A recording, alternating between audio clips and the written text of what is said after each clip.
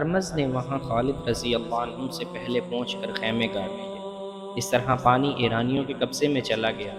خالد رضی اللہ عنہ ابھی حفیر سے کچھ دور تھے کہ ایک بار پھر دونوں شتر سوار ان کے راستے میں آ گئے اور خالد رضی اللہ عنہ کو اطلاع دی کہ دشمن حفیر کے مقام پر پانی کے کنوؤں پر قابض ہو چکا ہے۔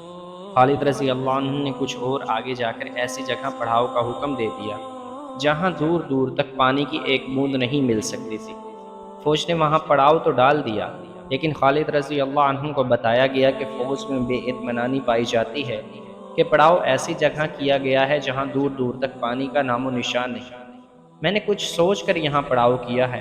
خالد رضی اللہ عنہ نے کہا، تمام لشکر سے کہو کہ اگر دشمن پانی پر قابض ہے تو پریشان نہ ہو، ہماری پہلی لڑائی پانی کے لیے ہوگی۔ پانی اسی کو ملے گا جو جان کی بازی لڑا کر لڑے گا۔ تم نے دشمن کو پانی سے محروم کر دیا تو سمجھو تم نے جنگ جیت لی۔ سالار اعلیٰ کا یہ پیغام سارے لشکر کو سنا دیا گیا اور سب ایک خون ریز جنگ لڑنے کے لیے تیار ہو گئے۔ اب لشکر کی نفری 18,000 ہو گئی تھی۔ مثنہ بن حارثہ، مسعور بن عدی، حرملہ اور سلیمہ 2,000 آدمی ساتھ لیے خالد رضی اللہ عنہ سے آ ملے تھے۔ خالد رضی اللہ عنہ نے جو ایلچی ہرمز کے پاس بھیجا تھا وہ بھی اسی پڑاؤ میں خالد رضی اللہ عنہ کے پاس آیا اور بتایا کہ ہرمز نے اس کے ساتھ کیسا توہین آمیز سلوک کیا۔ اس کی 1,00,000 درہم کی ٹوپی نے اس کا دماغ خراب کر رکھا ہے۔ مثنہ بن حارثہ نے جو پاس ہی بیٹھا تھا کہا، خدا یہ نہیں دیکھتا کہ کسی انسان کے سر پر کیا رکھا ہے، خدا تو دیکھتا ہے کہ اس کے سر کے اندر کیا ہے، اس کے عزائم کیا ہیں اور اس کی نیت کیا ہے اور وہ سوچتا کیا ہے۔ 1,00,000 درہم کی ٹوپی؟ خالد رضی اللہ عنہ نے حیران ہو کر پوچھا، کیا یہ ہرمز اتنی قیمتی ٹوپی پہنتا ہے؟ فارس کی شہنشاہی کا ایک دستور ہے۔ مثنہ بن حارثہ نے جواب دیا، ان کے ہاں حسب و نسب اور حیثیت کو دیکھ کر اس کے مطابق ٹوپی پہنائی جاتی ہے جو ان کے شہنشاہ کی طرف سے عطا ہوتی ہے۔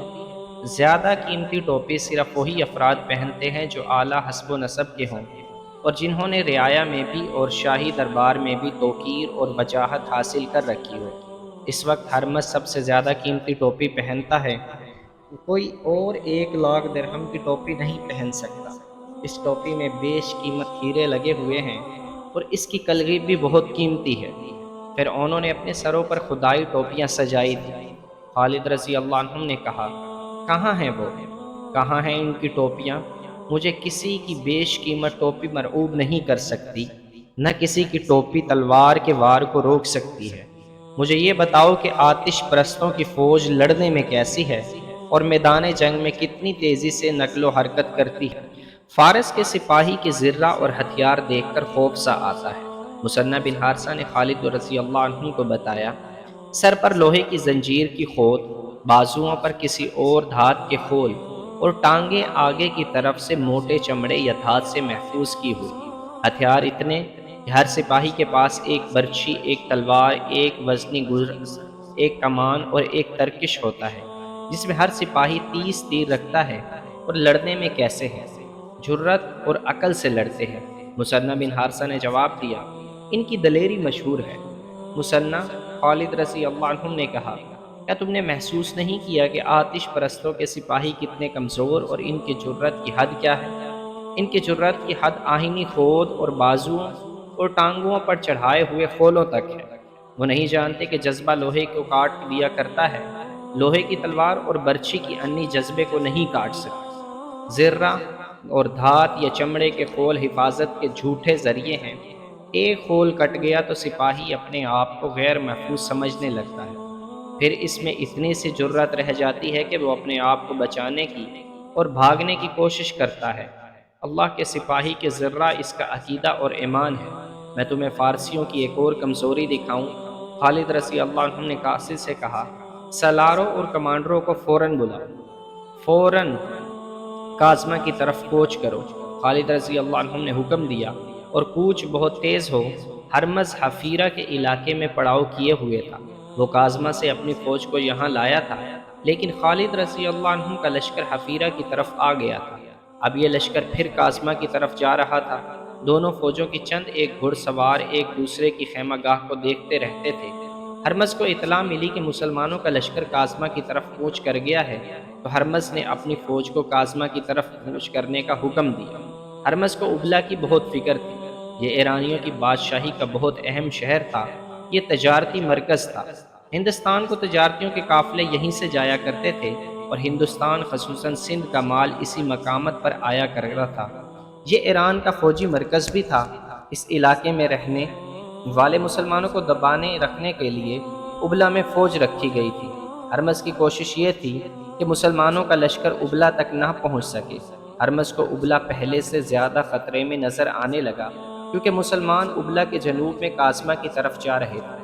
مسلمانوں کے لیے کوچ اتنا مشکل نہ تھا جتنا ایرانیوں کے لیے دشوار تھا۔ مسلمانوں کے پاس اونٹ اور گھوڑے خاص سے زیادہ تھے، سپاہی ہلکے پھلکے تھے، وہ آسانی سے تیز چل سکتے تھے۔ ان کے مقابلے میں ایرانی سپاہی زرہ اور ہتھیاروں سے لدے ہوئے تھے، اس لیے وہ تیز نہیں چل سکتے تھے۔ ایک دو دن پہلے ہی وہ قازمہ سے حفیرہ آئے تھے۔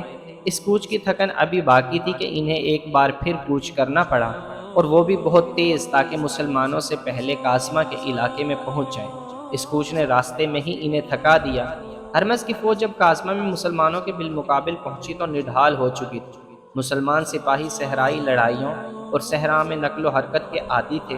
خالد رضی اللہ عنہ نے ہرمز کو یہ تاثیر دینے کے لیے کہ وہ اپنے لشکر کو آرام نہیں کرنے دے گا، لشکر کو 3 حصوں میں تقسیم کر دیا۔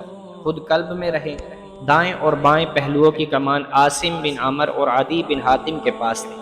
عاصم بن عمر ککا بن عمر کے بھائی تھے، اور عدی بن حاتم قبیلہ طے کے سردار تھے، جو دراز قد مضبوط جسم والے بڑے بہادر جنگجو تھے۔ خالد رضی اللہ عنہ کو اپنی فوج کو لڑائی کی ترتیب میں کرتے دیکھ کر ہرمز نے بھی اپنی فوج کو 3 حصوں میں تقسیم کر دیا۔ قلب میں وہ خود رہا، اور دونوں پہلوؤں کی کمان شاہی خاندان کے 2 افراد قباز اور انو شجان کو دی۔ ہرمز دیکھ رہا تھا کہ اس کی فوج پسینے میں نہا رہی ہے اور سپاہیوں کی سانسیں پھولی ہوئی ہیں۔ انہیں آرام کی ضرورت تھی، لیکن مسلمان جنگی ترتیب میں آ چکے تھے۔ ہرمز نے اپنی فوج کی ترتیب ایسی رکھی کہ قازمہ شہر اس کی فوج کے پیچھے آ گیا۔ ان کے سامنے ریگستانی میدان تھا، اور ایک طرف بے آب و گیا ٹیلہ نما پہاڑیوں کا سلسلہ تھا۔ خالد رضی اللہ عنہ نے اپنی فوج کو اس طرح آگے بڑھایا کہ یہ پہاڑی سلسلہ ان کے پشت کی طرف ہو گیا۔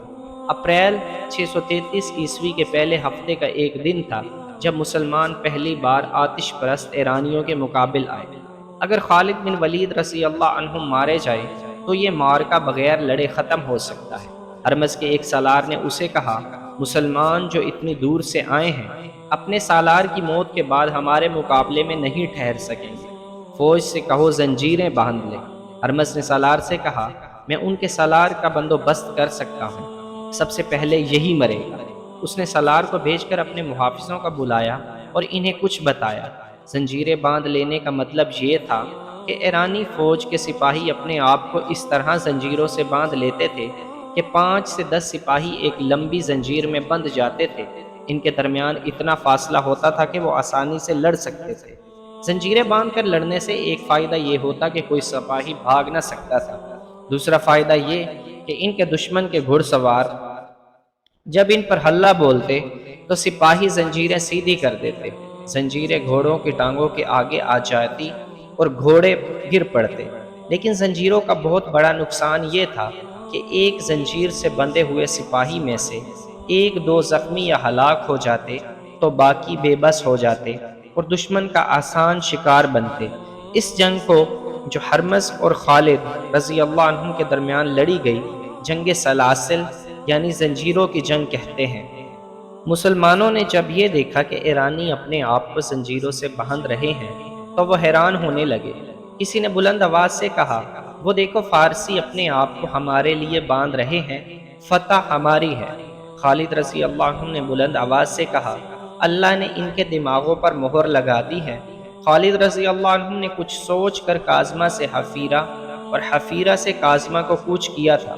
وہ فائدہ انہیں نظر آ گیا تھا۔ ہرمز کی وہ فوج جو زرہ اور ہتھیاروں سے لدی ہوئی تھی، لڑائی شروع ہونے سے پہلے ہی تھک گئی تھی۔ خالد رضی اللہ عنہ نے ایرانیوں کو آرام کی مہلت ہی نہیں دی تھی۔ ایرانیوں نے اپنے آپ کو زنجیروں میں باندھ لیا تھا۔ خالد رضی اللہ عنہ نے سوچ لیا کہ وہ کیا چال چلیں گے اور ایرانیوں کو کس طرح لڑائیں گے۔ ہرمز نے اپنے گھوڑے کو ایڑ لگائی اور دونوں فوجوں کے درمیان ایسی جگہ آ کر رک گیا جہاں زمین کھٹی پھٹی اور کہیں کہیں ٹیلے تھے۔ اس کے محافظ اس سے کچھ دور آ کر رک گئے۔ کہاں ہے خالد؟ ہرمز نے للکار کر کہا، آپ پہلے میرا اور تیرا مقابلہ ہو جائے۔ یہ اس زمانے کا دستور تھا کہ جنگ شروع کرنے سے پہلے دونوں فوجوں کے سالار ذاتی مقابلوں کے لیے ایک دوسرے کو للکارتے تھے۔ دونوں فوجوں کے آدمی انفرادی طور پر آگے جا کر تلواروں سے بھی لڑتے تھے اور کشتی بھی کرتے تھے۔ نتیجہ دونوں میں سے ایک کی موت ہوتا تھا۔ جنگ سلاسل میں ہرمز نے خود آ کر خالد رضی اللہ عنہ کو انفرادی مقابلے کے لیے للکارا۔ ہرمز مانا ہوا جنگجو اور بہادر آدمی تھا۔ ایک زنی کی مہارت کے علاوہ اس کے جسم میں بہت طاقت تھی۔ خالد رضی اللہ عنہ کی عمر 48 سال ہو چکی تھی۔ وہ جنگی چالوں کے ماہر تھے۔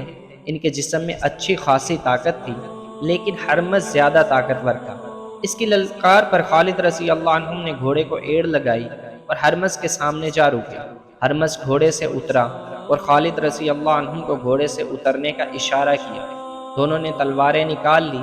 دونوں نے ایک دوسرے پر بڑھ بڑھ کر وار کیے، پینترے بدلے، گھوم گھوم کر ایک دوسرے پر آئے، مگر تلواریں آپس میں ہی ٹکراتی رہیں۔ پھر خالد رضی اللہ عنہ کے ہاتھوں اور پینتروں میں پھرتی آ گئی۔